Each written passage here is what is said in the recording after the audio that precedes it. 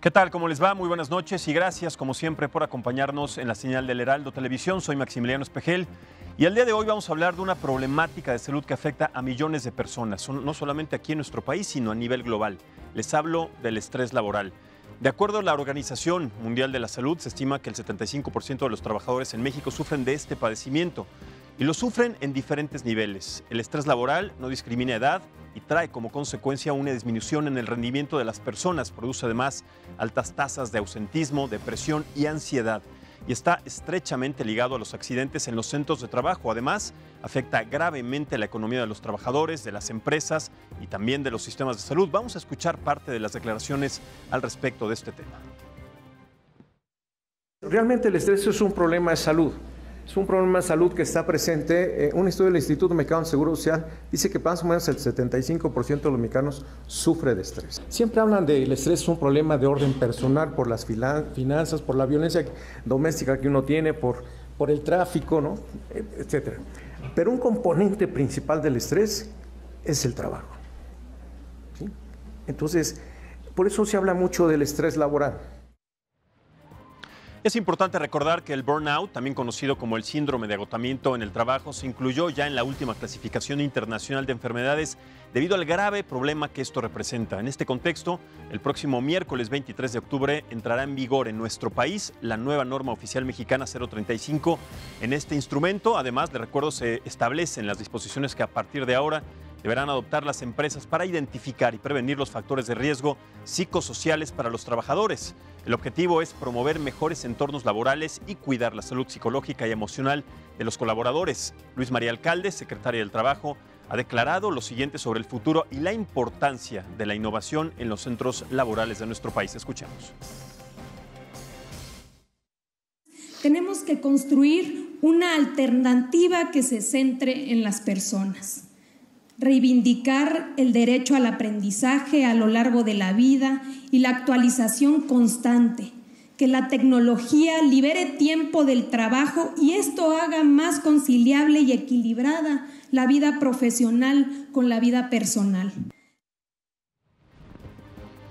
Muy bien, para analizar entonces este tema, hoy nos acompaña en la mesa de análisis y debate político Alejandro Velasco Rodas. Él es gerente de comunicación interna, bienestar y responsabilidad social de Sodexo, Beneficios e Incentivos de México. Muchísimas gracias y bienvenido. Muchas gracias, Max. Al contrario, también está con nosotros Reinaldo Pérez Villegas. Él es asesor jurídico en temas laborales y estará también desplegando en esta materia este tema. Muchísimas gracias, abogado, y bienvenido. Gracias por la invitación, Max. Al contrario, muchas gracias. Está con nosotros también el doctor Manuel González Uscoy. Usted también lo conoce muy bien, ha participado en diferentes mesas aquí en Análisis Político. Él es académico de la Facultad de Psicología en la máxima casa de estudios en la Universidad Nacional Autónoma de México. Doctor, muchísimas gracias. Bienvenido. Gracias por la invitación. Al contrario. Y también está con nosotros finalmente Jesús Alatorre. Él es licenciado en informática y también nos va a compartir su testimonio a partir de esta problemática, como lo hemos estado hablando. Es una problemática de salud nacional. Muchísimas gracias y bienvenido. Gracias, Max. Muy bien, vamos a empezar con este tema, si te parece bien, Alejandro, porque es un tema que se dice de alguna manera fácil, el estrés laboral. Se pueden encontrar diferentes alternativas, hay mecanismos, hay terapias, etcétera, pero es un problema de salud más grave de lo que nos imaginamos. Y no solamente en México, sí, vamos a tocar el tema particularmente de México, sobre estas condiciones, sobre estas metodologías que tienen las empresas, pero ¿qué es lo que representa, para iniciar con este debate, qué es lo que representa en un factor salud, sobre todo en el plano social y económico, un problema como este de estrés laboral, que además va creciendo? El 75% es una cifra, o más del 75% es una cifra altísima. Así es, Max. Y bueno, desafortunadamente en México es un tema que tiene mucho impacto. México es uno de los países con el mayor, con uno de los mayores promedios de horas trabajadas. Sin embargo, tiene uno de los menores niveles de productividad. Entonces, es muy importante que justamente este tipo de esfuerzos a nivel gobierno empiecen a permearse a todas las empresas para que de esta manera las personas comiencen a sentirse mejor al momento de estar trabajando, pero es muy importante también que las empresas empiecen a generar acciones justamente para impactar de manera positiva en los trabajadores, ¿no?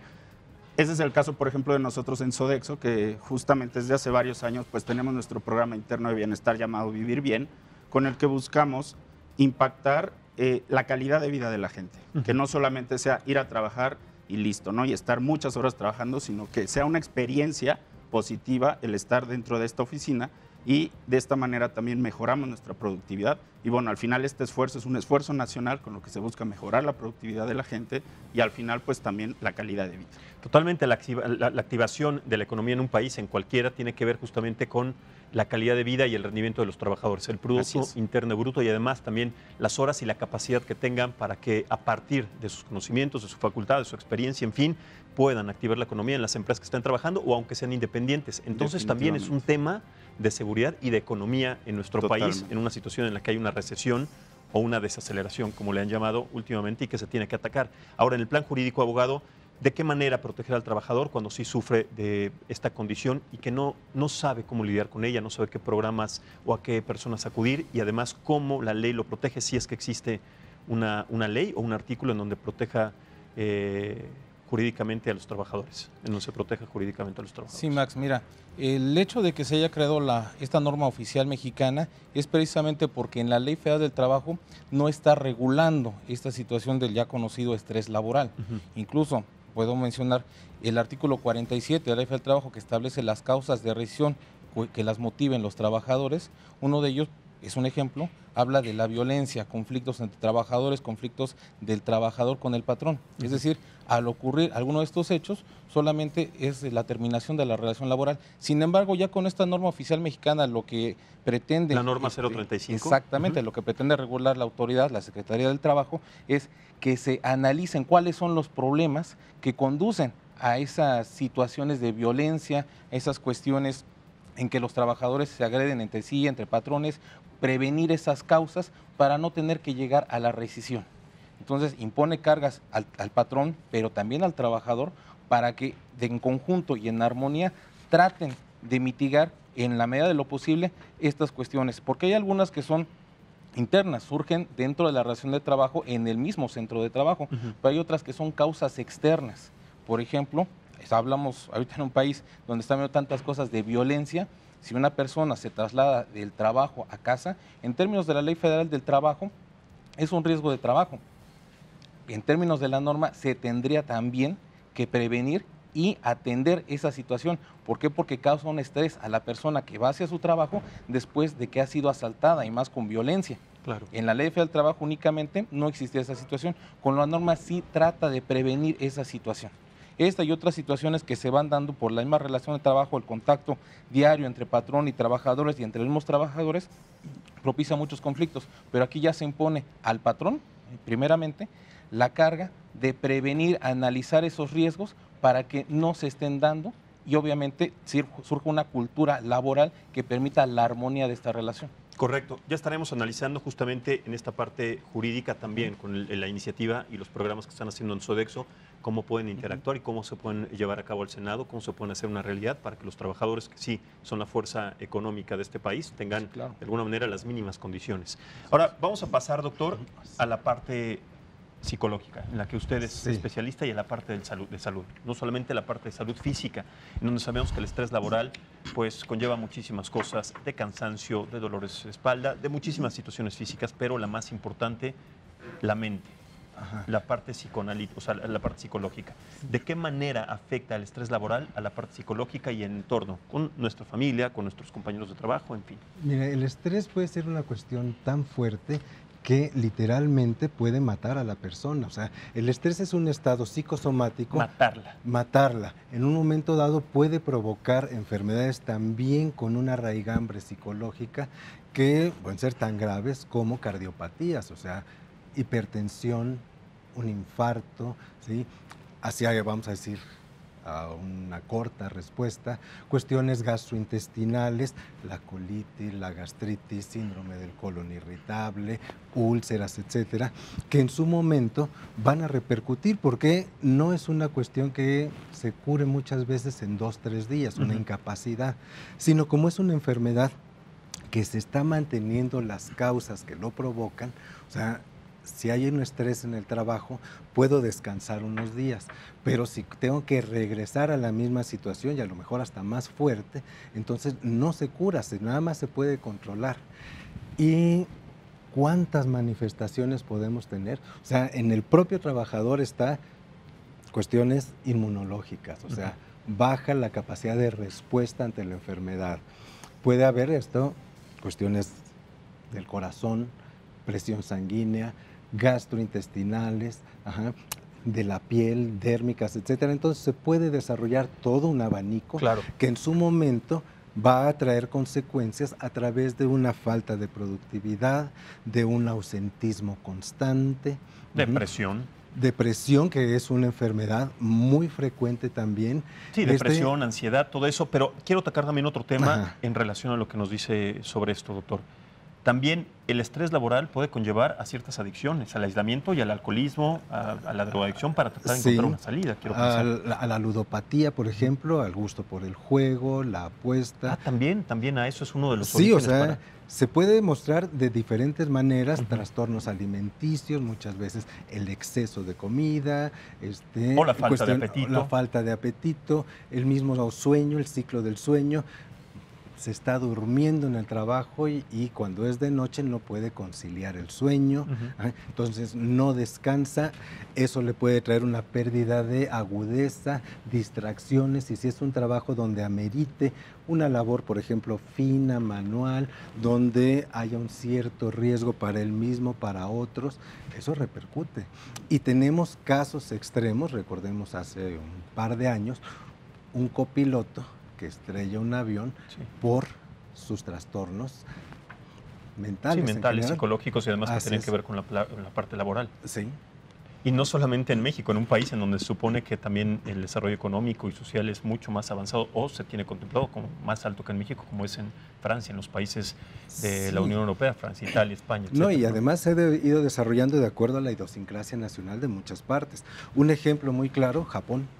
O sea, donde en un momento la forma de boicotear el trabajo, de exigir, ¿sí?, es a través de un exceso de trabajo, un exceso de productividad que baja la demanda, baja el precio, y entonces, aun cuando el trabajador esté más allá de su 100%, la empresa está perdiendo. Entonces, se ha vuelto un problema de salud pública porque empieza a afectar la economía ya no solo del individuo, sino la empresa y la sociedad en su conjunto. Totalmente, doctor. Sí. A ver, Jesús, yo escucho todo esto que nos dice el doctor, inmediatamente voy contigo, veo tus reacciones, etcétera, y sobre todo cuando habla de muerte, de todos estos padecimientos, de todas estas consecuencias. Y me gustaría que nos contaras a partir de tu testimonio, de tu experiencia también, sobre cómo te diste cuenta de que tenías un grado de estrés laboral, cómo lo has solucionado, cómo lo has hablado, con quién lo has hablado, cómo ha sido esta metodología primero para entenderlo, llevarlo a cabo, tratar de hacerlo a un lado, y además también, si nos puedes compartir esto, cuáles son las consecuencias que ha traído a tu vida y a tu trabajo. Sí, claro que sí. Pues básicamente es un mal silencioso. A veces las obligaciones y las responsabilidades de tu propia profesión. ¿A qué te dedicas? Soy licenciado en informática administrativa. Correcto, correcto. Estoy en el mundo de la tecnología. Entonces, básicamente es un mal silencioso porque tú tienes ciertas responsabilidades, ciertas obligaciones que tienes que cumplir y haces tu mejor esfuerzo. Dentro de esos esfuerzos, pues a pesar de que hay muchas metodologías y muchos marcos de trabajo, en ocasiones por los objetivos corporativos se tiene que exigir un poco más a los empleados. Y cuando digo un poco más, estamos hablando de horas extra, estamos hablando de fines de semana, estamos hablando de cuestiones de dar el famoso plus, el famoso más. Entonces, ¿y ese famoso plus viene con una compensación, un incentivo económico o no? Es no. Porque lo tienes que cumplir. En mi caso no hubo una compensación. Y eso genera otro estrés también. Genera un estrés. Claro. Y a veces tienes tú mismo que darte esa motivación para poder decir, ok, vamos a continuar con una remuneración propia, ¿no? Claro. Busca uno la remuneración en sí mismo porque no la tiene en el lugar donde se encuentra. ¿Remuneración te refieres como a la especie de un aliento o una especie también de respuesta o de retroalimentación de tus jefes, de las personas que te están exigiendo ese trabajo, sin saber si lo vas a conseguir o no? Es correcto, y creo que esa manera de hacer la diferencia entre los que llevan el mando y los que están en la operación es muy marcada todavía en México. Todavía se siguen viendo estas jerarquías, entonces obviamente es muy complicado recibir a veces esa motivación. A mí en lo particular me llevó este mal silencioso a empezar a perder el apetito, porque empecé a modificar mis horarios de comida, porque a veces había una junta, ¿no? Y no podías faltar a esa junta, o juntas en horarios de comida, ¿no? O cuando llegaba tu horario de salida, oye, la junta la tengo que hacer a las 6 de la tarde porque esa es a la hora que podemos. Entonces, no puedes llevar tú una serie de metodología o unos hábitos de vida porque a veces tienes que dar ese famoso plus. Entonces digo que es silencioso porque yo empecé con esos síntomas, primero físicos, yo lo dividí en dos. Algunos parecidos a los que comentó el doctor. Unos serían los físicos y otros son los psicológicos y los sociales, ¿no? Los físicos pues son obviamente problemas gastrointestinales, empecé a tener falta de sueño, falta de apetito, de repente empiezas a pensar todo el tiempo en el trabajo, ¿no? Empiezas a tener inclusive esa mente, estás con tu familia y sigues pensando en cómo vas a solucionar la situación, hasta que llega un punto en el cual empiezas a perder a tu familia, te empiezas a aislar y empiezas a tener ciertos síntomas de angustia, y es cuando empieza la depresión. Empiezas a tener irritabilidad, empiezas a tener mal humor y a veces no sabes si realmente es el trabajo. Tú como empleado dices, no, es que tengo que seguir. Claro. ¿No? Y haciendo esta introspección, ¿llegabas a incumplir con algunas normas de trabajo precisamente por este estrés? Sí. Porque llegabas cansado, porque llegabas también de mal humor, etcétera. Sí, siempre buscando el no incumplir con mis obligaciones laborales. Sí, uno como que se mete en sí mismo y busca siempre cumplir y cumplir. Pero llega un punto en el que sí, efectivamente tienes que hacer una evaluación interna, detenerte y decir, creo que esto me está sobrepasando como persona. Correcto. ¿Tienes idea o tenías idea, habías escuchado hablar de la norma 035 a partir de los derechos laborales y en materia jurídica para que puedas también recibir una ayuda o también una asesoría en este aspecto? Sí había escuchado de ella. En realidad, bueno, yo busqué ayuda por mis propios medios, pero evidentemente tener ese apoyo pues va a ser muy importante, ¿no? Para la gente que está sufriendo lo mismo que a mí me sucedió en su momento, ¿no? Correcto. Reinaldo, a ver, entonces, ¿en qué consiste concretamente la norma 35 y cuáles serían los parámetros, las normas que las empresas tienen que tomar a partir de que se pueda de alguna manera aprobar en el Senado legalmente? Bueno, la norma va a tener aplicación al año de la publicación, es decir, esta norma fue publicada el 23 de octubre de 2018. Se publica en el Diario Oficial de la Federación. En efecto, entonces menciona el artículo transitorio será aplicable a partir del año siguiente, es decir, el 23 de octubre de este año se podrá implementar. Han tenido todo un año los patrones y también trabajadores para tener observancia de esta norma oficial, sin embargo la gran mayoría la desconoce. La han escuchado porque los medios de comunicación afortunadamente han difundido sobre la implementación de esta norma, pero muchos no saben cómo aplicarla. Cuando han imprimido la norma no saben Muchas entenderla. empresas no saben cómo aplicarla. No la conocen. Los que la conocen no saben cómo implementarla. Para muchos es confusa. Hay, por ejemplo, de las consultas que a mí me han hecho, me preguntan, ¿y qué ocurre con los repartidores? No tienen un centro de trabajo. Bueno, por extensión se entendería que si están repartiendo, van en motocicleta, en bicicleta, por ejemplo los de Uber Eats, perdón por el gol, pero ellos también, si ocurre un riesgo, si son asaltados, si tienen un accidente, también tienen que ser protegidos, pero al momento en que inicie la norma. Ahorita los patrones solamente están con la implementación para poder cumplir con ella. Pero estas personas, claramente sabemos, no los cubre ni mínimamente la empresa que los contrata. O sea, ellos mismos son responsables de entregar el producto o no, también son responsables de su vehículo, de su medio de transporte, y son responsables también de entregar, en este caso, la mercancía en buenas condiciones. Entonces, pues, ¿cómo entrar en contacto con una empresa también de este tipo transnacional para que pueda llevar a cabo justamente estas normas y que sea obligatorio? Infortunadamente, muchos patrones tratan, y perdón que lo diga coloquialmente, tratan de darle la vuelta a la relación laboral. Es decir, tratan de no ser responsables de una relación de trabajo. Y lo vemos con las outsourcing, por ejemplo, ese es un caso. Y otro, cuando señalan que es una prestación de servicios. Es decir, yo solamente estoy alquilando tu servicio, pero no eres mi trabajador, no reúne las características, no hay una subordinación, no tienes un horario de trabajo y no te estoy pagando un salario. Cuando llega porque es en base a comisiones, con base en comisiones. Exactamente, que sería una cuestión mercantil y no laboral. Sin embargo, estas cuestiones han estado llegando a la Junta de Conciliación y Arbitraje para tratar de hacer valer que en efecto existe una relación de trabajo. Hasta el momento no han existido fallos al respecto, sin embargo, sí, ya han empezado los trabajadores a impugnar ante las juntas de conciliación para que se establezcan esos derechos. ¿Por qué? Porque esa gente al final sí está realizando una labor, sí hay una subordinación que está manejada o maquillada, podríamos decirlo. Sin embargo, precisamente por ello los patrones tratan de no tener esa responsabilidad laboral ni las consecuencias de la seguridad social.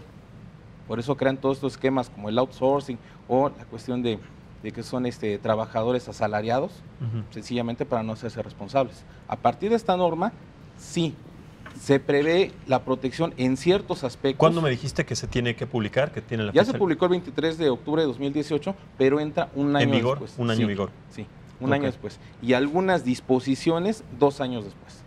¿Cuáles son esas disposiciones que tardan y por qué hay disposiciones que tardan un año más de lo establecido?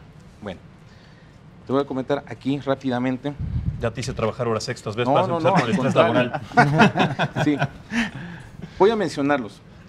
De todas las cuestiones que tiene que hacer el patrón para dar cumplimiento, es establecer por escrito, implementar, mantener y difundir en el centro de trabajo la política de prevención de estos riesgos psicosociales.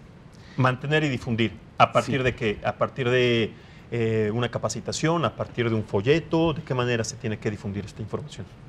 ¿O Puede se ser, tendría que? puede ser un folleto, puede pegarlo como un aviso en alguna mampara, algún pizarrón, algo. Y la finalidad es que se dé a conocer a todos los trabajadores. Correcto. ¿Sí? A todos. La norma, aclaro, no menciona trabajadores de confianza, trabajadores de base, no, dice trabajadores únicamente. Por lo tanto, se tendría que aplicar a todos estos. Las normas que entran en vigor 2 años después es identificar y analizar los factores de riesgo psicosocial. Identificar y analizar los factores de riesgo psicosocial y evaluar el entorno organizacional. A ver, quiero pensar que estas que sí entran en vigor 2 años después es para que exista este tiempo, digamos, este foco para determinar si hay una implicación psicosocial, hay una baja de trabajo dentro del estrés laboral que involucre la parte psicosomática, psicoanalítica. Este 23 de octubre de 2019 entra esta norma oficial mexicana en vigor. Los patrones tendrán que trabajar ya en esta implementación, pero ya su obligación, para no ser sancionados, inicia el siguiente año en estos aspectos. Ahorita me voy a referir un poco más en concreto ellos, porque también depende. Algunos no se aplican a todos los centros de trabajo por igual, porque dependerá si hablamos de 1 a 15 trabajadores, de 16 a 50 o más de 50 trabajadores. En el caso de los centros de trabajo de 1 a 15 trabajadores, solamente deben identificar y analizar los factores de riesgo psicosocial. Cuando hablamos de 16 a 50, entonces deberán identificar y analizar esos factores y evaluar el entorno organizacional de esa empresa que en su caso pueda propiciar estos problemas. Y cuando hablamos para más de 50 trabajadores, es además practicar exámenes médicos y evaluaciones psicológicas a los trabajadores expuestos a esa violencia laboral o a los factores de riesgo psicosocial. Aplicar exámenes médicos. ¿Estos exámenes médicos correrán por cuenta de la empresa? De la empresa. Deben correr por cuenta de la empresa porque a ella le corresponde esa implementación. La autoridad laboral únicamente va a vigilar que se cumpla con ello. Ok, ahora vámonos del otro lado, porque para esto, para el cumplimiento de estas normas y para que se lleve un buen eje en este bilateralismo, también tiene que haber ética y moral de parte de los trabajadores, es decir, no aprovecharse de una situación así, porque las empresas también necesitan del rendimiento de los trabajadores a partir, sí, de la implementación de una norma. En este contexto, Alejandro, ¿cómo trabaja Sodexo a partir, sí, justamente de la implementación ya de esta norma y de que las empresas empiecen a trabajar a partir de estas regulaciones? Sí, yo creo que aquí lo que comentas, Max, es muy importante. Al final lo que se busca es un ganar-ganar, ¿no? Que la gente esté bien, que se sienta bien trabajando y obviamente de esta manera va a ser más productiva, le va a dar mejores resultados a la empresa. Y obviamente la empresa, por su parte, pues tiene que generar estas acciones en beneficio de la gente, ¿no? Por eso es importante ya tener como estos lineamientos que les van a permitir a las organizaciones tener un diagnóstico de la gente que trabaja para ellos y de esta manera desarrollar acciones en su beneficio y no nada más hacer acciones por cumplir con la norma. Claro. Ya hoy tenemos una norma que nos obliga como empresas a prevenir justamente estos factores de riesgo psicosociales al interior de la organización, pero que no se quede nada más en el cumplimiento por cumplir, sino que sea de verdad un compromiso con el bienestar de la gente. Eso es al final lo que se le dé un seguimiento, se debe de ¿no? buscar, exactamente.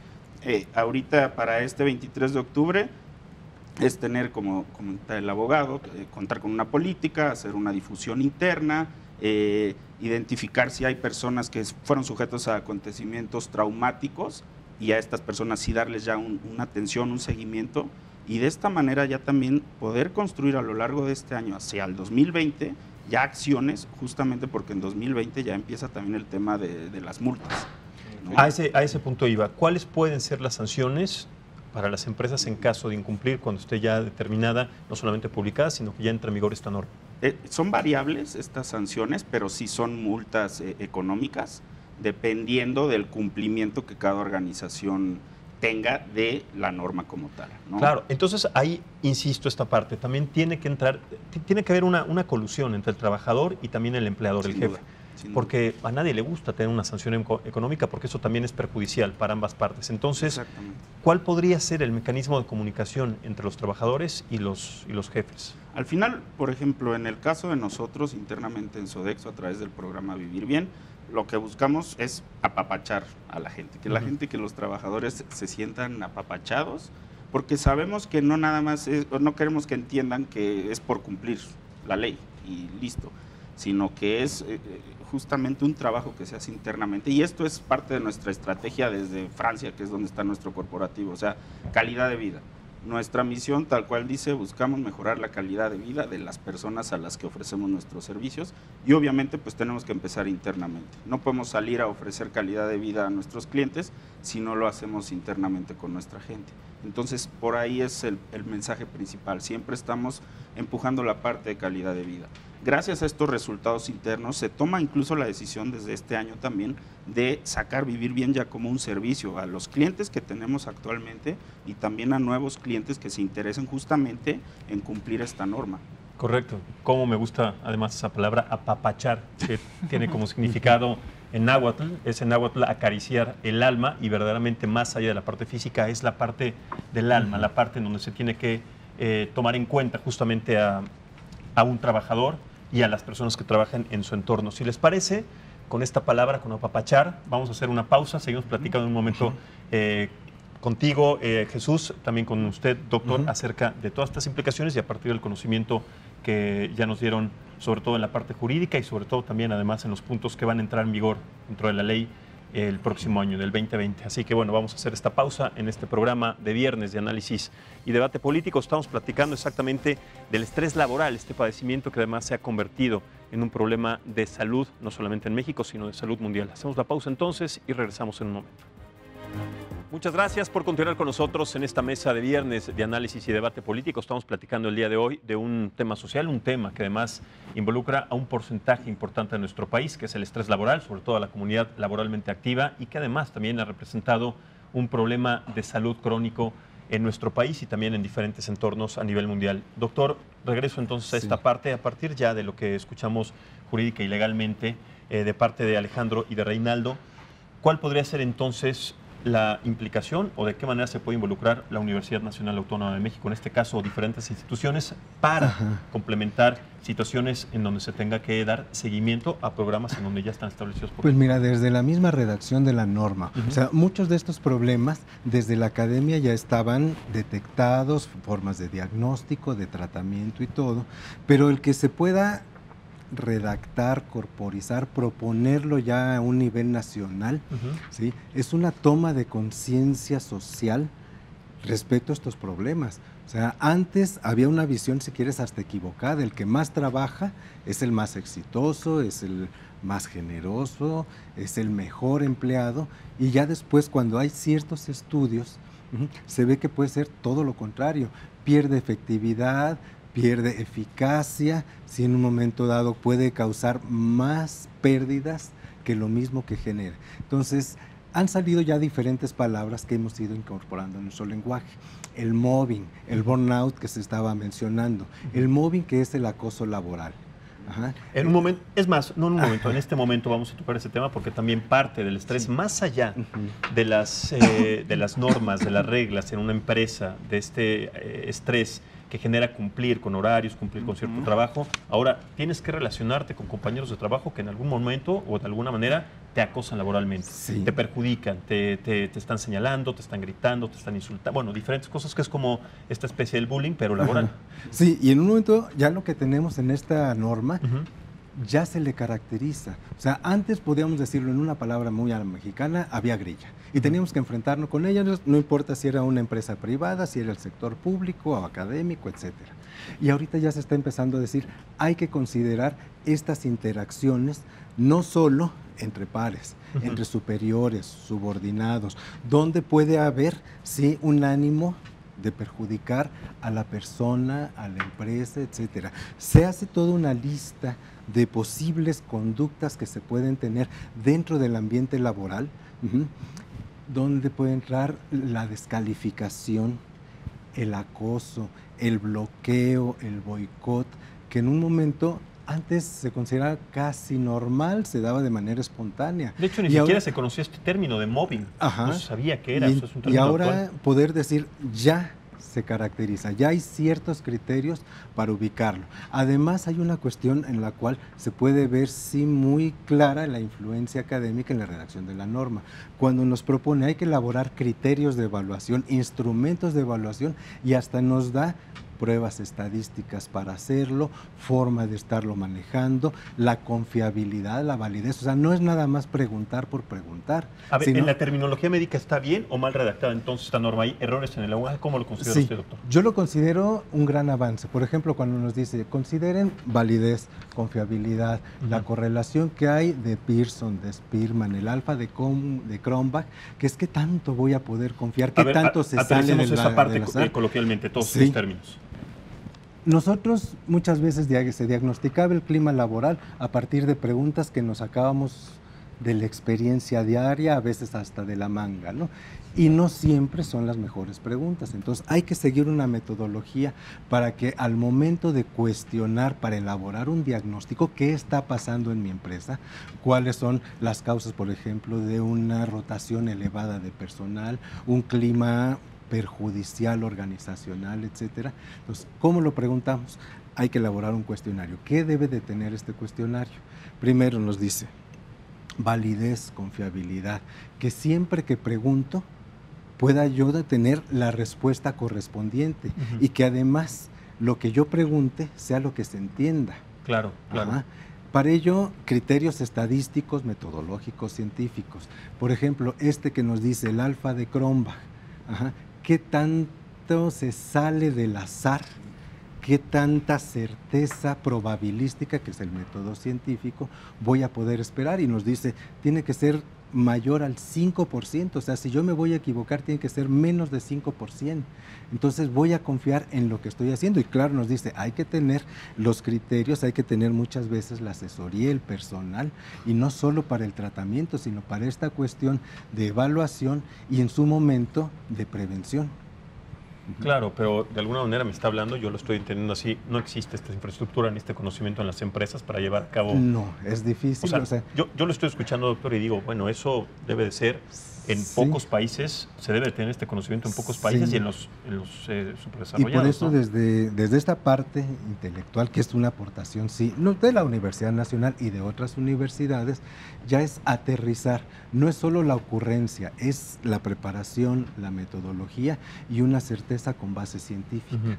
Entonces, esa es una aportación que viene desde el conocimiento, una aplicación de ciencia, para tener una certeza que sabemos entonces repercutirá en resultados, y el resultado será menos pérdida, mejores ingresos, etcétera, ya muy cuantificables. Totalmente. Jesús, ¿tú conocías todos estos términos? ¿Te sientes familiarizado? ¿Has trabajado a partir de esto diferente? ¿Cómo es tu comunicación? Son muchas preguntas. ¿Cómo es tu comunicación con tus jefes? Y sobre todo también, esa parte no la tocamos, si has sufrido de mobbing, de este acoso laboral de parte de tus compañeros o también de alguna manera de tus superiores. Bueno, en realidad particularmente no he yo sufrido de mobbing, pero sí he sido testigo de estos casos. También, bueno, obviamente hay un límite, ¿no? Que a veces cuesta mucho trabajo poner. Creo que ahora lo que a mí me ha ayudado mucho es crear un ambiente colaborativo donde estés trabajando con tus compañeros y no existe esta jerarquía. Entonces entiendo que sigues trabajando en el mismo lugar, no has renunciado, pensaste... No, sí, no, por supuesto que renuncié al otro. Ah, renunciaste al Ajá. anterior, al que nos estás contando. Sí, lo que sucede es que yo estaba en una empresa en donde el ambiente era muy hostil, donde constantemente las exigencias de los objetivos eran totalmente irreales. Entonces empecé a sentir estos síntomas de angustia, estos problemas. ¿Crees que esos objetivos renunciar. se estaban interponiendo para que te desgastaran física y emocionalmente, para que de alguna manera renunciaras? Sí. ¿O se los establecían de alguna manera a todos? No. En este caso fue algo que me orilló personal. Yo tuve que tomar una decisión, tuve que hacer un stop, porque si no lo hubiera hecho, yo creo que hubiera tenido consecuencias mucho más graves en mi persona, ¿no? Entonces, sí realmente tuve que tomar esa decisión y obviamente buscar un lugar que me ofreciera esa estabilidad emocional y un clima laboral mucho mejor, ¿no? Que es en donde pues entró mi recuperación, si lo puedo llamar así, ¿no? Claro, pero ahora en una situación en donde los trabajos y la parte laboral pues cada vez se ha reducido más, es muy difícil, sobre todo en estos tiempos, encontrar un trabajo no tanto de acuerdo a nuestra capacidad, a nuestras posibilidades, sino de alguna manera encontrar un trabajo con las mismas prestaciones, si se puede, con el mismo salario, y tal vez, de alguna manera, dejando a un lado esta parte emocional. ¿Lo consideraste, sobre todo por esta estabilidad económica? Fue una decisión muy complicada. Acabas de tocar un punto que creo que es crucial. Cuando tomas esa decisión, piensas, ¿realmente encontraré algo que se adecue? Ahí es donde creo que este tipo de iniciativas puede ayudar, ¿no? Porque a veces sientes que ya no te van a volver a contratar porque tomaste la decisión de renunciar, y eso muchas empresas lo toman como un fracaso. Claro. Dicen, no, es que no aguantaste, ¿no? Entonces ahí es donde tienes que tomar ciertas decisiones. Entonces, sí, en lo particular, sí lo tomé en cuenta, pero tuve que tomar la decisión y sí me fue complicado conseguir lo que buscaba, pero al final sí lo encontré. Claro, porque no tenías ya, de alguna manera, no estabas protegido, no estabas ya más o menos incorporado a un trabajo, tomando la decisión de perder el otro. ¿Cuál fue la gota que derramó el vaso que te hizo tomar esa decisión sin tener seguro de tener un trabajo, sobre todo porque eso te daba estabilidad a ti, a tu familia y de alguna manera a tu futuro inmediato, ¿no? En el plano económico? ¿Qué fue lo que determinó, lo que te llevó a esa decisión tan difícil? Fueron muchos factores. Uno de ellos fue el social. Empecé a tener conflictos con mis familiares cercanos, con mis amigos.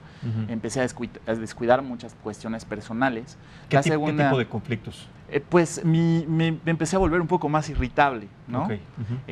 Empecé a tener irritabilidad, entonces incluso en la calle, ¿no? A veces entiendo mucha gente que se siente así y puede ser tal vez porque está viviendo un estrés laboral. Cuando tiene conflictos en el tráfico. Entonces, obviamente ahí es donde entra la cuestión de que tienes que pensar, bueno, estoy perdiendo a mi familia, estoy perdiendo a mis amigos, empiezas a tener cuestiones físicas. Y yo en lo particular tuve un cuadro de ansiedad muy fuerte que me llevó a una depresión y de plano pues había días en los que yo no me quería ni siquiera levantar y no entendía por qué. Entonces tuve que buscar ayuda psicológica, tuve que buscar ayuda de mis familiares, quienes siempre estuvieron cerca de mí, y gracias a eso fue que yo pude pues superar esa crisis que, digo, es silenciosa. Muchos de mis compañeros, gente cercana a mí, le cuesta mucho trabajo hablar de estos temas porque, no sé, lo relacionan mucho con el fracaso. Es que ese cuate no aguanta, ¿no? Lo relacionan mucho con no puedes, ¿no? Y es algo complicado porque socialmente también te etiquetan como una persona que no aguantó, que eres una persona débil. Y ahora puedo decir que al contrario, el haber tomado esa decisión me ha hecho una persona mucho más fuerte y con mucho mayor capacidad de afrontar ciertas situaciones en el trabajo que puedan hacerme mucho más eficiente, ¿no? Correcto. A partir de estos síntomas, como este ejemplo que nos está exponiendo Jesús, ¿cuál sería entonces el diagnóstico y también a partir también de la parte médica que se tiene que tomar para que dentro de la norma, cuando esté publicada, si las empresas tengan que pagar por un tratamiento, si es que está considerado un tratamiento psicológico o médico. Porque sabemos que los tratamientos psicológicos son siempre por cuenta de la persona que lo está sufriendo por diferentes situaciones, pero cuando van relacionados directamente al entorno laboral, ¿cómo generar este diagnóstico para determinar que sí tiene que ver con eso y no con otras implicaciones que estén dentro del trabajo? ¿Me explico? O sea, ¿cómo determinar o cómo identificar esta postura? Bueno, la misma norma establece ciertas guías que las empresas pueden utilizar justamente para aplicar al interior de las mismas entre su equipo de trabajo y con base en estas respuestas obtener estos diagnósticos, ¿no? O sea, son cuestionarios ya establecidos aquí en la norma para justamente conocer e identificar a estas personas que pueden tener algún tema al que se le deba dar seguimiento. Y acciones muy sencillas, por ejemplo, ahorita que escuchaba el testimonio, pues quizás la situación hubiera sido un poco distinta si hubieras tenido a lo mejor una línea de ayuda que muchas empresas ya empiezan a implementar, ¿no? Una línea telefónica donde el colaborador o la colaboradora levanta el teléfono, hace una llamada y le atiende un psicólogo profesional, ¿no? Ya esa es una acción que las organizaciones empiezan a implementar. Nosotros como Sodexo, por ejemplo, lo ofrecemos. ¿Tendría un costo? ¿Tiene un costo para una empresa? Es un beneficio eso para es muy los bueno colaboradores. Porque o sea, también, el costo lo absorbe la empresa, pues. Sí, claro, pero de alguna manera también yo me quiero poner de lado un poco también de las empresas, porque cuando se generan costos extras a los que tienen de alguna manera determinados, sí, para el rendimiento máximo de sus trabajadores, pero que no existe, y regreso a este punto, esta parte ética, esta parte moral dentro de los trabajadores, se puede derivar en otras situaciones, se puede desvirtuar que un trabajo que ha costado tanto trabajo pueda llegar verdaderamente al meollo del asunto o a solucionarlo, ¿no? ¿Me explico? O sea, Sí, por eso es muy importante tener también este diagnóstico previo para saber qué acciones implementar y no nada más implementar por, como te decía hace rato, cumplir con la norma, ¿no? O sea, puedes tener una línea de atención, puedes tener un médico o un psicólogo en sitio que esté en la oficina, que ahí esté brindando apoyo, mecanismos de denuncia también. Eso es bien importante, que la gente tenga esta certeza que puede denunciar malos tratos o malas prácticas o irregularidades al interior de la organización. A lo mejor suena muy complejo, pero realmente son acciones sencillas que si las organizaciones toman la decisión y de verdad este compromiso con su gente, las pueden implementar, no requiere tampoco mucha inversión y al final yo creo que la ganancia puede ser mayor, ¿no? O sea, no pierden a un elemento, mantienen esta retención de la gente, disminuyen la rotación, disminuyen el ausentismo y al final todo esto también se traduce en beneficios para la organización. Correcto. Que también es lo que las empresas buscan a final de cuentas, ¿no? Totalmente. Abogado, ahora, en esta parte, cuando ya se lleve a cabo, ya se establezca más allá de lo publicado, se establezca y se empiece a llevar a cabo esta norma, ¿cómo en una empresa existe un contador? La parte de contabilidad, de recursos humanos, de administración, de ventas, en fin, ¿se tendría que abrir un nuevo puesto de alguna manera para tener esta correlación o esta relación con quienes deberían de determinar o de hacer estas evaluaciones periódicas para ver cuál es la salud integral, física y mental o psicológica de los trabajadores? ¿Se tendría que encontrar entonces un nuevo puesto o quién le va a dar seguimiento? Ahí vamos a entrar en una polémica muy interesante. Perfecto. Porque eso implica costos. Implica costos para cualquier empresa. Claro. Y no podemos hablar lo mismo. La norma está hablando desde un trabajador, si no, no existiría una relación de trabajo, hasta más de 100 trabajadores. Y hay empresas que tienen mucho más, que podrían pagarlo. Pero cuando hay una polémica muchas veces, y esto lo digo en cualquier ámbito, se detienen justamente las iniciativas. Sí. Se malinterpretan, claro. se entienden de otra manera, no se llevan a cabo las normas, se restringen ciertos lineamientos, precisamente por las polémicas o por no conocer de alguna manera, por el uso del lenguaje como está establecido, estos factores. Entonces eso nuevamente nos regresa al punto inicial, o sea, al punto cero, y no se vería entonces un avance, ¿no? A partir de algo tan importante y que ha costado tanto trabajo. Sí, claro. Es que aquí el hecho de que el empresario está protegiendo su dinero con cierta razón, porque está invirtiendo su capital, ese mismo dinero produce fuentes de trabajo, produce que las personas tengan con qué satisfacer esas necesidades producto de su propio trabajo, pero también ellos piensan, ahora tengo que contratar, como es tu pregunta, más personal para poder atender este tema de la norma oficial. Una de las inquietudes de varios patrones ha sido, ¿y por qué en mis cuotas obrero patronales no me cubre el Instituto Mexicano del Seguro Social esta situación? Aquí la norma está prácticamente obligando que los patrones vean esta cuestión de cómo tienen que corregirlo. Automáticamente está dejando fuera al IMSS. Claro. Esto le crea un costo-beneficio y yo creo que aquí también nos interesa que el mismo patrón incentivarlo, que dé fuentes de trabajo, que proteja esas fuentes de trabajo, porque también México necesita que sus trabajadores estén protegidos y también proteger a sus patrones. Pero también tendríamos que dar, el Estado tendría que dar estímulos a los patrones para que ellos puedan implementar sin ningún problema esta norma oficial mexicana. Es increíble la redacción, pero se queda corta, porque al final esto lo tenemos que armonizar con la Ley Federal del Trabajo y la norma no tiene el mismo peso que dicha ley, ¿sí? Exactamente. Entonces, en algún momento, y si me permites el ejemplo... Y ahí es justamente en donde yo veo este vado para darle continuidad a partir de más allá de la publicación de la norma. ¿Me explico? O sea, Sí, si me permites el ejemplo, ¿qué ocurre en un conflicto entre patrón y trabajador? El trabajador puede decir que está padeciendo violencia, acoso laboral, y puede demandar ante la Junta de Conciliación y Arbitraje. Pero a ver, aquí es importante, demanda ante la Junta de Conciliación y Arbitraje, acoso y un bullying laboral, ¿no? Este término que se le conoce como burnout. ¿Por qué tendría entonces la empresa que ser responsable de eso cuando tal vez uno de sus trabajadores es el que está cometiendo este acoso? O sea, ¿por qué la empresa se tiene que ser responsable? Porque la empresa contrató a esta persona y siguió este mecanismo dentro de su Departamento de Recursos Humanos para contratarla. ¿O por qué no la demanda tendrá que ser contra el acosador directamente? En términos de la norma, porque no previno esas situaciones. Porque pero también entonces hablamos de prevención. Claro, entonces tendría que haber una amonestación previa. O sea, es decir, a partir de la presentación o de la presencia de un primer acercamiento, de un primer momento de burnout, tendría que haber una llamada de atención, una exposición ante un jefe, me están acosando laboralmente esta persona. A partir de eso se tendría que dar una llamada de atención o una amonestación, porque si de la nada a una empresa le llega una demanda laboral de una persona que nunca hizo o que nunca planteó una alerta, pues ahí también la empresa está siendo señalada injustificadamente, es como yo lo veo, dentro de los planes de justicia más allá de los legales. ¿Qué opinan al respecto?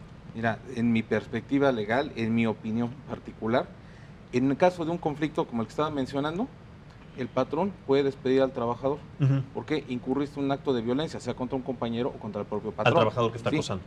Pero, o a los dos. Pero el patrón sería acreedor a la sanción que establece la norma, porque no previó que podía llegar a ocurrir esta situación. Claro, pero entonces ahí es donde yo digo debe de haber un punto extra o hay un error en el lenguaje porque tendría que el patrón ser avisado dentro de estas situaciones por el empleado que está siendo acosado. Claro, ahí hay obligaciones también para el trabajador, que si él detecta, a cualquier trabajador, dentro del centro de trabajo, si detecta algún riesgo, no solo propio, sino de algún compañero, tiene que avisarle por escrito al patrón.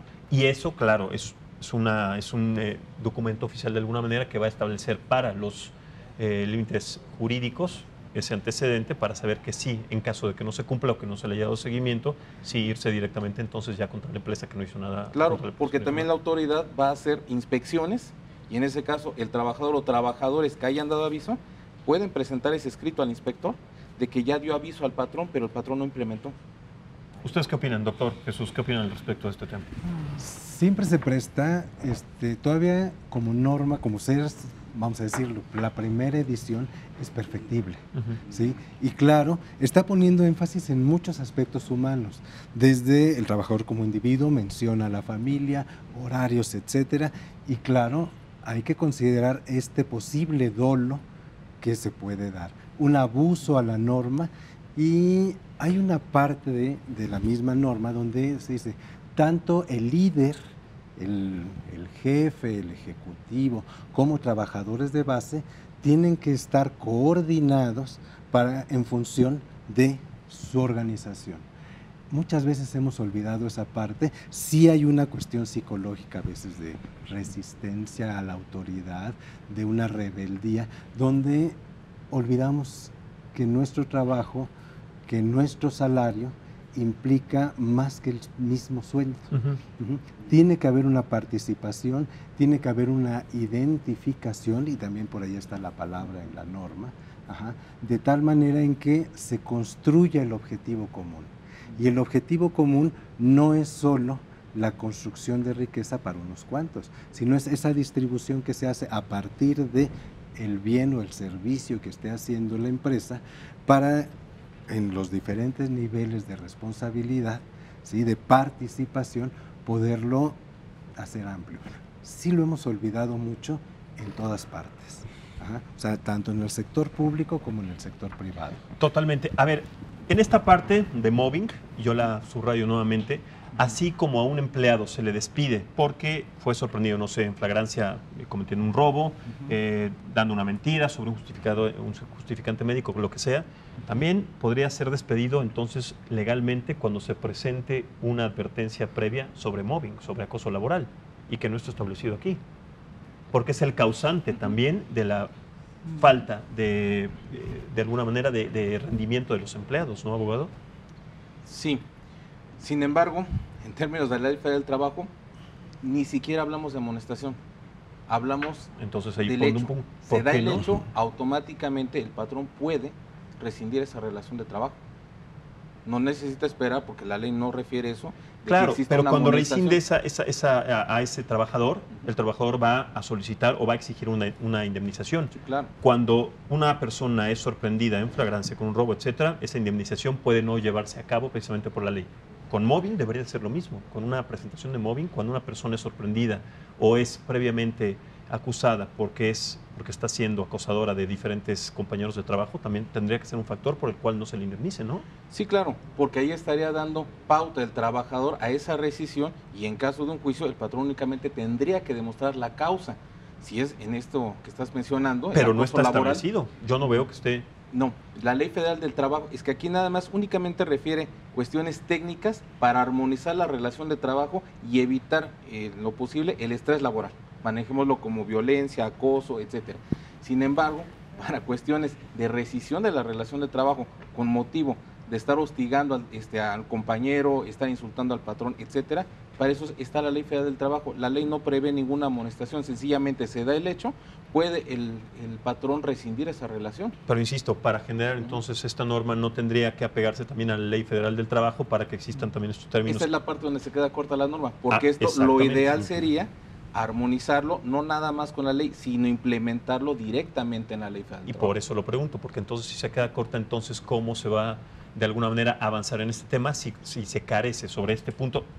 De uno que yo me di cuenta revisando todos estos factores y de muchos otros que se pueden presentar en un momento, ¿me explico? Sí. O sea, de alguna manera tú como trabajador, Jesús, ¿qué opinas respecto a esto? Bueno, yo lo que estoy escuchando de la norma, efectivamente, es un tema que se puede evitar, o sea, sí es preventivo, porque debes establecer cierta comunicación con tu gente, con la gente con la que estás trabajando.